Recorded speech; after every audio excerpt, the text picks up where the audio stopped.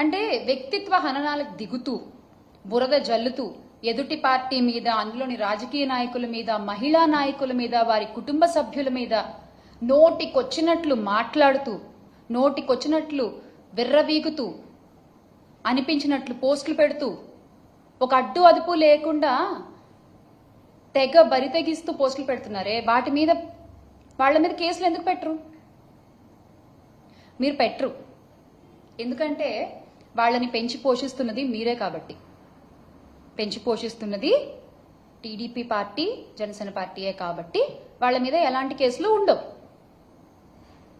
అంటే మీరే పోస్టులు పెడతారు, మీరే బాధ పెడతారు, ఎవరినో ఒకరిని అరెస్ట్ చేసినట్టుగా చూపించి, ఇదిగో మాకు మహిళల పట్ల ఇంత గౌరవం ఉంది, అసలు మహిళల్ని ఎవరు ఒక్క మాట అన్నా, అది మా పార్టీ వాళ్ళైనా సరే మేము ఊరుకోము, మేమంత ప్రేమిస్తాం మహిళల్ని అంటూ మళ్ళీ పింకాలు పలుకుతారు.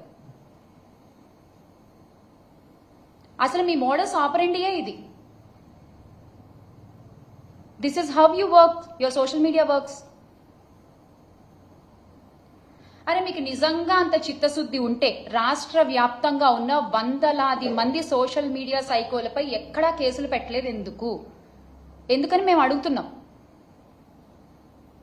రాష్ట్ర వ్యాప్తంగా ఇప్పటి వరకు మీ సోషల్ మీడియా తోడేళ్లు చేసిన అరాచకాలు, దారుణాల మీద కొన్ని వందల కంప్లైంట్లు మేము ఇచ్చాం. దానిలో ఒక్కటన్నా మీరు చదివారా? కనీసం ఒక్కళ్ళన్నా మీరు అరెస్ట్ చేశారా? వాళ్ళని మీరు అరెస్ట్ చేయరు, ఎందుకంటే మిమ్మల్ని జాకీలేసి లేపాల్సింది వాళ్లే కదా, అందుకని వాళ్ళని మీరు అరెస్ట్ చేయరు. నిన్న కూడా ఆ కిరణ్ అనే వ్యక్తిని మీరు ఎప్పుడు అరెస్ట్ చేశారు? మా ఫ్యాన్ గాలి తట్టుకోలేక ఆయన చేసిన తప్పు తెలుసుకుని నన్ను క్షమించండి బాబు అని క్షమాపణ అడిగిన తర్వాత, ఇప్పుడు అరెస్ట్ చేయకపోతే బాగోదు కాబట్టి, ఆ మచ్చ మీ పార్టీపై ఉంటుంది కాబట్టి ఇక తప్పదు అన్నట్టు మీరు వాళ్ళని అరెస్ట్ చేశారు. నిజంగా మీకంత చిత్తశుద్ధి ఉంటే వందలాది మంది టీడీపీ యాక్టివిస్టులు అరాచక పోస్టులు పెడుతున్నారు కదా, వాళ్ళందరినీ అరెస్ట్ చేయండి, కేసులు పెట్టండి.